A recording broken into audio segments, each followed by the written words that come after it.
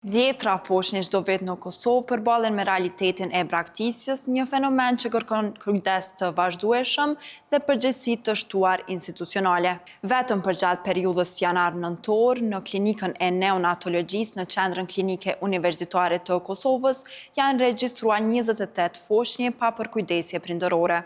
Nga këto raste, 18 janë ribashkuar me familjen biologjike apo një rimprind, ndërsa 10 të tjera janë nën përkujdesin e Qendrës për Punë Sociale. Aktualisht, në repartin e neonatologjisë janë 2 foshnjë të cilat marrin kujdes të vazhdueshëm nga stafi mjekësor dhe infermieror. Sipas të dhënave nga klinika, asnjëra nga këto lindje nuk ka qenë lindje e parakohshme.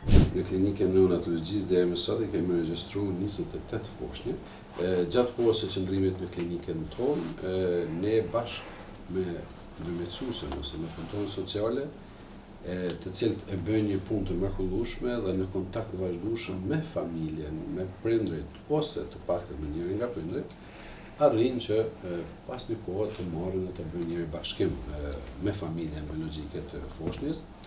Mirë, por prej këtyre do të thotë kemi arritur 18 foshnjë që pas një kohë të bashkohen ose të marrë njërin nga prindrit, ndërsa 10 foshnjë të tjera kanë qenë foshnjë të cilat nuk kanë pranuar përfundimisht asnjërin nga prindrit ta marrë, dhe pastaj këto foshnjë kanë vazhduar në përkujdesjen e Qendrës për Punë Sociale. Aktualisht në klinikën tonë kemi vetëm 2 foshnjë për momentin që edhe jemi duke folur, por që po mendoj që kemi 2 infermierë që kujdesin, që është i mjaftueshëm. Foshnjën ne e marrim, do thotë maksimumi mundohet që të kemi 1 muaj, eventualisht 2 muaj. Në Qendrën për Punë Sociale thonë se nëse fëmia konsiderohet në rrezik, mund të vendoset në një ambient të sigurt përkohësisht, si për shembull në strehim familjar ose në kujdesari të përkohshme. Ata përpiqen të bëjnë edhe ribashkimin e fëmijës me familjen biologjike. Nga aspekti psikologjik, përveç fëmijëve, edhe nënat që braktisin foshnjat përjetojnë trauma të rënda emocionale dhe shpesh kanë nevojë për mbështetje terapeutike.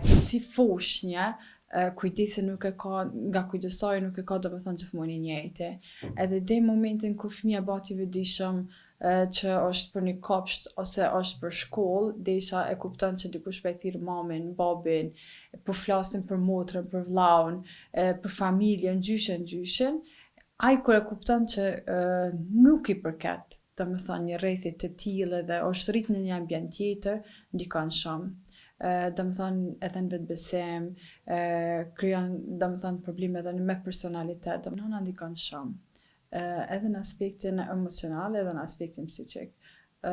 Duke pasur parasysh që nana është ajo që e marrën për 9 muaj në bark, edhe ka një farë lidhje emocionale me fëmijë për 9 muaj, qoftë i planifikuar, qoftë i pa planifikuar, ajo ka përjetuar ndjesinë e nanës, domethënë i ka përjetuar lëvizjet, edhe momentin që don me braktis fëmin, është një traumë në vete.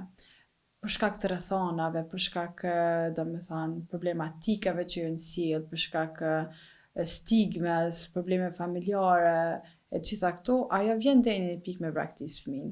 Zakonisht,